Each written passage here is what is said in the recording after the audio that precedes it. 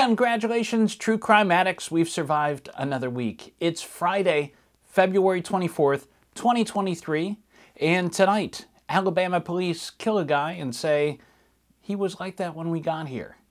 A Polish woman tells the world that she's Maddie McCann, and Alex Murdaugh takes the stand. Stay tuned. Yes, super excited. We are all pumped to have James Renner. James Renner on. That James Renner has zeroed in on. James Renner once again drops a bombshell. Investigative journalist, reporter James Renner, who's been on the podcast a long time, friend of mine.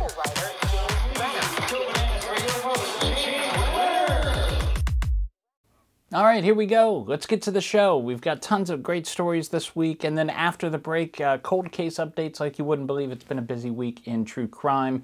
But first, let me just thank everybody for showing up. Whether you're listening to this on as a podcast or watching on YouTube, thank you very much.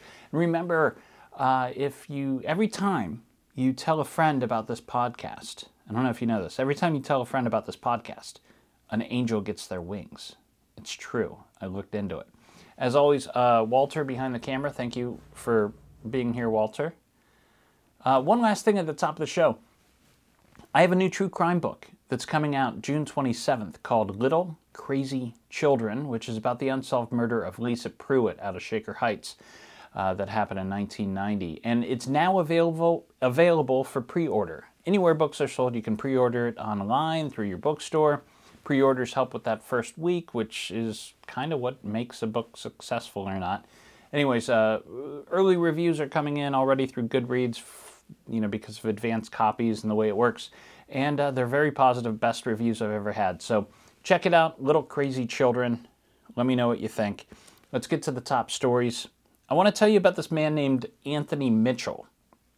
Anthony Mitchell's He was a 33-year-old man who died after being transported to a hospital from an Alabama jail on January 26th. A federal lawsuit was filed this past week by his family, and the court documents tell a horrific story about abuse by Alabama authorities. The story begins January 12th when Anthony's cousin called police to do a welfare check on him. So many of these stories begin with a welfare check that should have been handled by mental health professionals, but the police come in guns blazing, and then things escalate from there. Anthony had a history of drug addiction, and on that day it appeared that he was suffering a nervous breakdown. He had painted his face black and said he was preparing to enter a portal to heaven or hell, according to USA Today. Let's hope that he was having a breakdown. Seems like a case, like I said, for a mental health professional, but the police responded. He was arrested and taken to jail. Now, the police say that when they arrived, he shot at them and then ran into the woods, where they then apprehended him. 2 weeks after that, he was in jail for 2 weeks. 2 weeks later, he's transported to a hospital where he dies. Cause of death? Hypothermia. How do you get hypothermia in county jail? Well, since he was in state custody, doctors were baffled too. They were like, what the hell happened here? Doctors, when he arrived, found that Anthony's internal body temperature was 72 degrees upon arrival. The most likely explanation, they say, is that he was restrained and placed inside the jail's walk-in freezer. Video from inside the jail shows that Anthony was at times kept naked in a concrete-floored isolation cell. At times, jail staff and even their medical personnel would walk by, kind of look at him and laugh. It seemed, according to his lawyer, the family's lawyer anyways, they said, quotes, the staff would spectate and be entertained by his condition. Afterward, the sheriff issued a statement that said Anthony was alert and conscious when he left the jail. But then they released more video that showed officers carrying Anthony's limp body to the car. Why are they still arresting mentally ill people and taking them to jail in this country instead of a warm hospital? I do not know. I'm not in charge. By the way, not for nothing, a separate inmate in an Alabama jail died in 2020, just 2 years ago. 2.5 years ago, due to the opposite condition. He was left to bake in a hot cell. By the time he reached the hospital, his internal body temperature had reached 109 degrees. Speaking of crazy, have you heard this news about Madeline McCann? If not, buckle up. As you know, Madeline McCann was just 3 years old when she disappeared on a family vacation in Portugal. Her body has never been found. So last week, this 21-year-old woman from Poland came forward on TikTok and said she believes she is Madeline McCann. Dun dun dun. This woman shares the same defect. Remember those close-up pictures of Madeline McCann? Shows that little defect in her eye. She also has that defect. She also bears a resemblance. And this woman says her family has never been forthcoming about her childhood. This according to MSN.com. And I'm not naming her in this podcast, even though you can find her name pretty easily. She's international news because she came forward on her own through TikTok, but this could be a mental health crisis in the making. This woman racked up 800,000 followers on TikTok in just a couple days. It's big news, and the McCann family has responded, according to some sources through newspapers and the press, that say they're willing to do a DNA test to find out if this, in fact, is their daughter. It's also been reported that this Polish woman's family is refusing DNA tests. But then last night, just yesterday, this woman's family released statements of their own, saying, of course, this woman is not Madeline. They say they have her birth certificate and hospital documents to prove this. They go on to say that their daughter suffers from a traumatic childhood and has been diagnosed with, I've never heard of this before, but been diagnosed with post-traumatic amnesia, which explains why she can't recall her early years. At this point, I'm sure they're still going to have to do that DNA test just to try to put this to rest and get the crazies to talk about something else. Speaking of social media crazies, a sad end to the Nicola Bulley case out of England. The body of the 45-year-old mother of two who reported on the last couple weeks. She went missing in Lancashire while walking her dog, and her body was recovered this week from the river. That happened on Monday. The case is now the focus of much criticism against social media influencers and true crime TikTokers who flooded the small village where she disappeared in order to take videos and pose for selfies on the bench where Nicola was last seen, according to the BBC. Established journalists in the United Kingdom are speaking out about the insanity that has ensued. This really is kind of a, it's reached critical mass in this case, these social media influencers, and it could be a turning point for how we recognize these people online and how we must try to separate them from actual journalists. So anyways, there's a lot of established journalists in the UK right now speaking out against this. This is a flashpoint. You should be paying attention. Baroness Wheatcroft, not only does she have the most British of names, but she's also the former editor of the Sunday Telegraph. Baroness Wheatcroft says that the Independent Press Standards Organization should step in and kick a little ass right now. Another journalist pointed out that the main difference between social media influencers and the press is what's called an editor. That is, journalists have editors to keep them in check. TikTokers don't. Here's a pretty cool quote. He says, quote, "It's hard to regulate a bloke in his basement," end quote. But it seems everybody has acted poorly in this case, including the police, who released very personal details about Nicola's life in order to take some of the heat off of their lackluster investigation. The Prime Minister's office, aka Downing Street, will review the internal investigation from the Lancashire police, which they are currently conducting. Nicola's body was found a mile from where she disappeared. It's still unknown how she ended up in that river. But sad case. And those are the top stories of the week. I'm going to be right back after a little break with cold case updates. We got to talk about the Alex Murdaugh trial that's going on. And I've got a bizarre story out of Alaska involving catfishing and the internet. So stay tuned. Please hang up and try again. Hi, I'm Alexa Doubt with the Porchlight Project, a new nonprofit dedicated to funding DNA testing and genetic genealogy for cold cases in the state of Ohio. For our first case, we assisted the Cuyahoga Falls Police Department, funding new DNA tests on evidence from the 1987 unsolved murder of 17-year-old Barbara Blatnick. That information was given to expert genealogists who traced the genetic markers to a man named James Zastonic, who was arrested in May of 2020 and charged with Barb's murder. Our goal at the Porchlight Project is to entirely fund 3 to 4 cold case investigations every year. Each new case costs about $6,000 to complete, which is a small price to pay for closure. The Porchlight Project relies on generous donations from the public. Even $5 can help us solve a murder. For more information on how to help, please visit porchlightonline.org. And we're back with Chips, starring Larry Wilcox. Hey, so everybody's watching the ongoing trial of Alex Murdaugh this week, or as I like to call him, Creepy Eyes McGee. Alex Murdaugh, you remember, is the silver spoon, red-haired lawyer of a family of Southern lawyers going back a million years, who's been charged with the murders of his wife and son, which is really just the tip of the iceberg where it comes to the terrible things that Murdaugh is accused of doing. It's like a season of Fargo. Started out with a boat crash, ended up with everybody dead.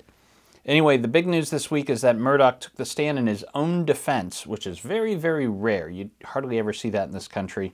He took the stand in his own defense yesterday and admitted to a boatload of illegal activity, but denied killing 2 members of his family, according to the New York Times. At one point, it was crazy. I don't know if you're watching this. You can find the video online. There's lots of it. Some weird and bizarre moments. The one that stood out for me is when his lawyer lifted the murder weapon, this shotgun, this rifle, whatever it is, lifted it up and said, "Did you blow your son's brains out?" I think the answer to that is always no. There's a lot of stagecraft going on in that trial right now. Murdaugh even quoted Sir Walter Scott during testimony, and licked his lips more frequently than David Tennant while he was playing Barty Crouch in that Harry Potter movie. It's really weird to watch. He's like, he still strikes me as like an alien in a human suit or something. There's something seriously, and I know it's his appearance, and you shouldn't talk about appearances, in the news, and it doesn't have anything to do with the case, but the dude just gives me the creeps. And I can't wait until we're not talking about this. The biggest admission that Murdaugh made was that, yeah, it really was his voice on that video that was taken at the dog kennels by his son, like 5 minutes before the murders. So it appears that he's hoping that the Southern draw, the Southern gentleman type thing is going to play. All he needs is like one member of that jury. And that's what they're hoping for. They're hoping to just kind of like charm one member of that jury to hold on and get a mistrial here. I don't think it's going to happen because he still comes off like an alien in a human suit. I don't know. I'm usually on the defendant's side. You know this about me. I'm liberal to a fault. I want to help the underdog. But seriously, fuck that guy. Cold case out of Vermont was solved this week. 24-year-old Rita Curran was working as a school teacher, teaching second grade in 1971, when she was strangled to death in her Burlington apartment, according to The Guardian.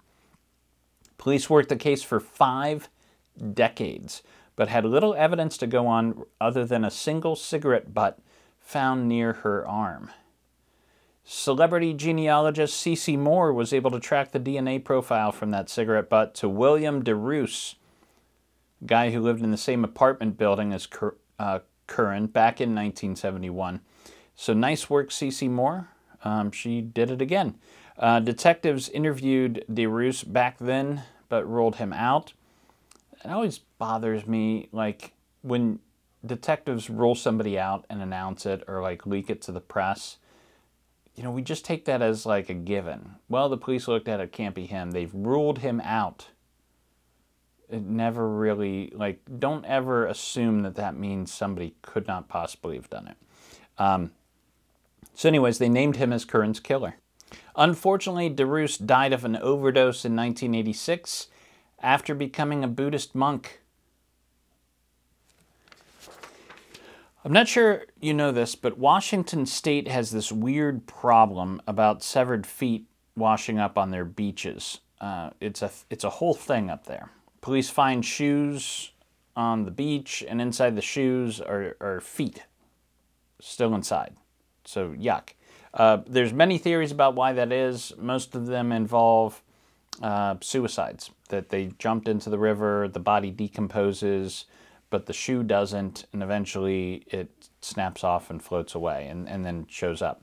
Well, one New Balance size 8 shoe containing a human foot was found near the mouth of the Elwha River in December 2021. This according to Cairo 7. Our friends at Othram Labs, David Middleman and Michael Vogan and those guys,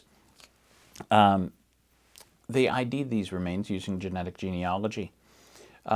They say that the foot belongs to a 68-year-old Geraldine Smith, who was reported missing on January 7th, 2018. It's believed that she, in fact, died by suicide. Hey, remember Sam Bankman-Fried, the 30-year-old founder of that FTX cryptocurrency exchange, which collapsed last year, seemingly destroying billions of dollars in a matter of days? He's like, you might remember him. He's the guy with the chia pet hair. Anyways, he was charged with a bunch of new crimes this week, according to The Guardian. Sam Bankman-Fried is now accused of giving tens of millions of dollars in illegal campaign contributions, mostly to Democrat politicians. Now, these campaign donations were illegal because he used corporate money, and also illegal because he filtered these donations through about 300 straw donors. The way that works is you want to give a politician a bunch of money, but you can only give them so much per person, so you filter it through your friends and family, but it's all coming from your bank account. And it's, you know, if they want to take a look, it's easy to track that down. Bankman-Fried is currently on bond and living at his parents' house, like most of his fan base. Weird story out of Alaska this week. A woman named Denali Burmer pleaded guilty to first-degree murder in the death of her best friend. The friend, Cynthia Hoffman, was shot in the back of the head and dumped into the Ekletna River in 2019, according to NBC News. Why did Denali kill Cynthia? It's pretty messed up. Denali met a millionaire, she thought. She thought she met this millionaire named Tyler online, and Tyler told her he'd give her $9 million if she killed somebody. So Denali enlisted the help of a couple friends to lure Cynthia to Thunderbird Falls, saying they just wanted to go for a hike. Instead, when Cynthia arrived, they bound her hands and feet and mouth with duct tape and shot her in the back of the head. Denali then sent photos and videos to Tyler as proof. And that's when she learned that Tyler was not really a millionaire, but just some dude catfishing her from across the country. Didn't really have any of that money. All right, jumping over to pop culture. Sad news, guys. No more Mindhunter. I know a lot of you were fans of the Mindhunter show on Netflix. Had 2 really good seasons, starring that guy from Hamilton the musical and the woman from Fringe. But we're not getting any more of it. Netflix won't pick it up again. David Fincher, the director and producer, says that it's just too expensive for Netflix. And, you know, there's hope that they could take it to some other streaming service, but if Netflix isn't paying for it, unlikely that that Crackle is going to pay for it, right? I mean, Netflix probably has more money than anybody else. Hulu released the first trailer this week for Boston Strangler, which is the real-life story behind the capturing of the notorious serial killer. And it stars Keira Knightley and Akron's own Carrie Coon. I love Carrie Coon. Anything she's in. Leftovers is probably my favorite show of all time. It's just great. If you haven't watched it, watch it. Weird, small world story. I used to run a movie theater with Carrie Coon's brother in Hudson, Ohio, of all places. All right, let's check out the bookshelf this week. Let's talk about this book, The Killer Across the Table, by John Douglas and Mark Olshaker. I haven't opened this up yet. Look, it's wrapped in crime scene tape. So I got to be careful. Let's just slip this off. John Douglas, as you know, pioneered profiling in the FBI. Here's the write-up. Legendary FBI criminal profiler and former special agent John Dunn is known for helping to crack some of America's most challenging murder cases. Now, in The Killer Across the Table, Douglas, along with his longtime collaborator Mark Olshaker, turns his keen eye on the lives and crimes of 4 of the most disturbing killers he has confronted, explaining in detail how each case expanded his knowledge and study of criminal behavior. Kind of a masterclass in profiling, I think. Douglas goes step by step through his encounters with these murderers, connecting each sadistic predator's crimes to his conversation with them, and showing how he used his interrogation skills to expose their true evil. He also returns to other famous cases he's worked on, describing how the knowledge he gained from those conversations helped prepare him for these. That's an inside look, guys, and you can't get a better source than John Douglas. So check it out, The Killer Across the Table. And that's it. That's it for this week. We're at the weekend. It's here. So enjoy it. Go see Quantum Mania or something.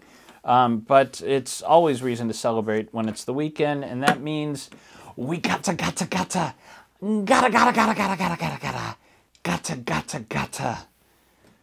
down, damn it. True Crime This Week is a Fearful Symmetry production. Photo and artwork are licensed through Shutterstock. If you like the cut of my jib, I have another podcast you might enjoy called The Philosophy of Crime, in which I attempt to solve the big questions behind our true crime obsession by looking to philosophy for answers. Thank you for listening. I'll see you next week. Sit, Brownie, sit. Good dog.